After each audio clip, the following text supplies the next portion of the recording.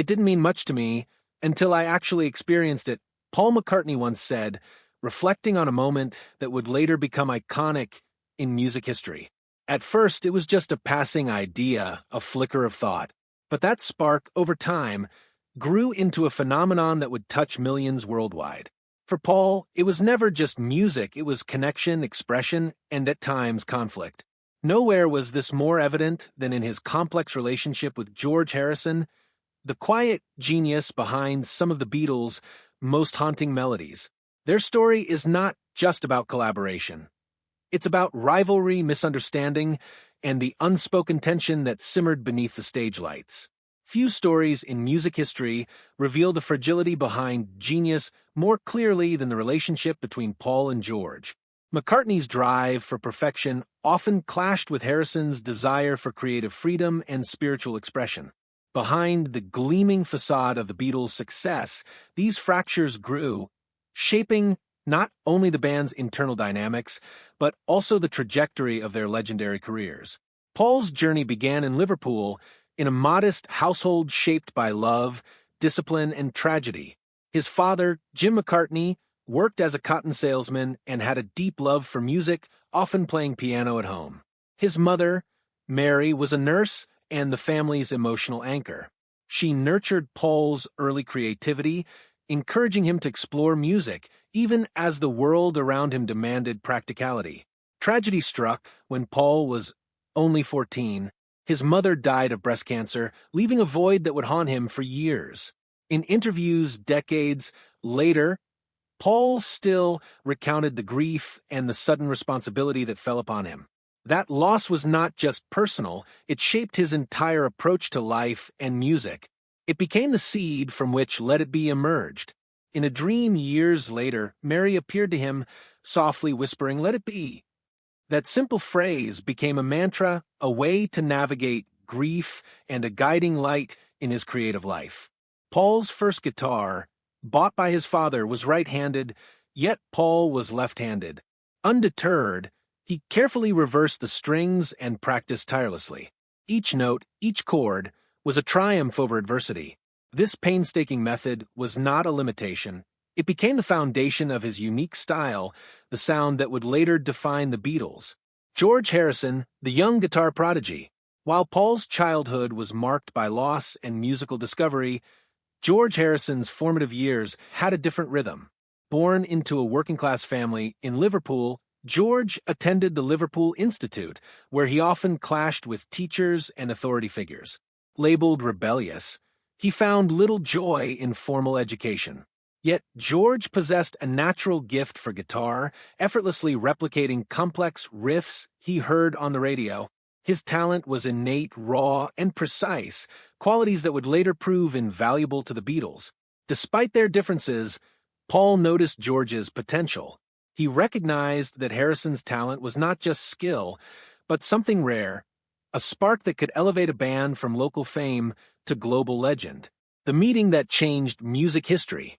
In 1957, Paul attended a small church performance where John Lennon performed. John's charisma on stage was magnetic, and his presence immediately captivated Paul. A brief conversation revealed a shared hunger for music, a mutual understanding of artistic ambition. John invited Paul to join his band, and soon the first songs were born. This collaboration marked the genesis of the Beatles. George Harrison entered the picture shortly thereafter. Paul knew him from school, and he quickly saw the potential for a new creative dynamic. George auditioned for John and impressed him with flawless riffs, earning his place in what was now no longer just a local band, but a budding musical revolution. The triangle of John, Paul, and George was complete, and the Beatles were on the verge of changing music history forever. The first cracks, collaboration versus conflict. The early years of the Beatles were marked by experimentation, camaraderie, and boundless creativity. Yet, beneath the harmony, tensions simmered. By 1967, the release of Sgt. Pepper's Lonely Hearts Club Band revealed subtle shifts in dynamics. Paul's perfectionism and leadership tendencies began to clash with George's growing confidence as a songwriter. George wanted to be recognized not merely as a guitarist, but as a creative force with a voice of his own. Paul often critiqued George's compositions, feeling that his own Lennon-McCartney songs set the standard. George, frustrated by repeated dismissals, grew distant. Their clashes were not merely about ego, they were about philosophy, style, and the very meaning of music. George wanted expression, freedom, and spiritual resonance. Paul sought precision, polish, and perfection. The White Album and beyond, tensions explode. During the White Album sessions in 1968, tensions reached a boiling point. Paul's insistence on exacting standards led to repeated arguments, and George temporarily walked out of the studio. Although he returned, the emotional rift had formed. The dynamics within the band were further destabilized by the death of manager Brian Epstein, whose guidance had previously kept their egos in check. Without him, Paul tried to steer the band, but his ambitions inadvertently alienated George further. This period also exposed philosophical divides. George's immersion in Indian music, meditation, and Eastern spirituality contrasted sharply with Paul's pragmatic approach to recording and album production. When the Beatles traveled to India to study with Maharishi Mahesh Yogi, Paul's focus remained on future projects while George sought spiritual growth. This divergence highlighted a fundamental difference. For George, music was sacred, a vessel for transcendence. For Paul, it was both a craft and a tool for global influence. The breakup and solo journeys. The Beatles disbanded in 1970, freeing both men to explore paths previously constrained by band dynamics. George finally had the opportunity to step out of the shadows. His solo album, All Things Must Pass, released in 1970, was a triple-album masterpiece featuring songs previously rejected by the Beatles. My Sweet Lord topped the charts, marking George as a formidable solo artist. Critics recognized his genius, and fans were captivated by his blend of rock, spiritual depth, and melodic sophistication. George continued to explore his passions beyond music.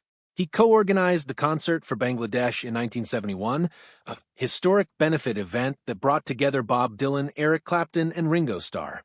The concert not only raised awareness and funds, but also inspired future humanitarian concerts, including Live Aid. He also founded Handmade Films, rescuing Monty Python's Life of Brian and other projects from financial collapse. Throughout it all, George maintained a simple, introspective life, valuing family, spirituality, and inner peace. He passed away in 2001, leaving a legacy defined by creativity, compassion, and humility. Paul McCartney, resilience and reinvention. The Beatles' breakup hit Paul hard. Retreating to a Scottish farm, he grappled with depression and isolation. Yet, through this darkness, he found strength in Linda Eastman.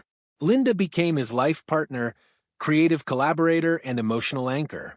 Together, they formed Wings, a band that brought Paul back to global prominence with hits like Band on the Run, Live and Let Die, and Mull of Kintyre. Wings allowed Paul to reclaim his musical identity while exploring new horizons. Paul's solo career expanded his legacy further. Collaborations with Stevie Wonder, Ebony and Ivory, and Michael Jackson, Say, produced iconic hits that transcended generations. Beyond music, he became an advocate for humanitarian causes, including animal rights, anti-landmine campaigns, and music education. Despite professional success, Paul's personal life was turbulent. Linda's death in 1998 brought profound grief, followed by a high-profile divorce from Heather Mills. Eventually, he found peace with Nancy Shevell, marrying in 2011 and reclaiming a sense of personal stability. Lessons from conflict and creativity. The story of Paul and George illustrates the fragile balance between genius and ego. Even the most celebrated artists are not immune to conflict, misunderstandings, or philosophical differences. George found fulfillment in creative freedom and spiritual exploration, while Paul discovered resilience, love, and ongoing artistic innovation. Together and apart, they demonstrated that talent alone is not enough. Vision, empathy, and personal growth are equally essential. Their journey is a reminder that creativity often comes with struggle, and greatness is rarely linear. Behind the music, beyond the applause, and away from the fame, Paul and George's lives reveal the unseen battles that shape not only art, but the artists themselves. Even as they walked separate paths, their legacy remains intertwined. The music, the conflicts, the triumphs, and the heartbreak all contributed to a story that continues to inspire. In their struggles, we see humanity. In their successes, we see what dedication, talent, and passion can achieve. And in their fractures, we recognize the silent truth that sometimes even the brightest stars cast shadows.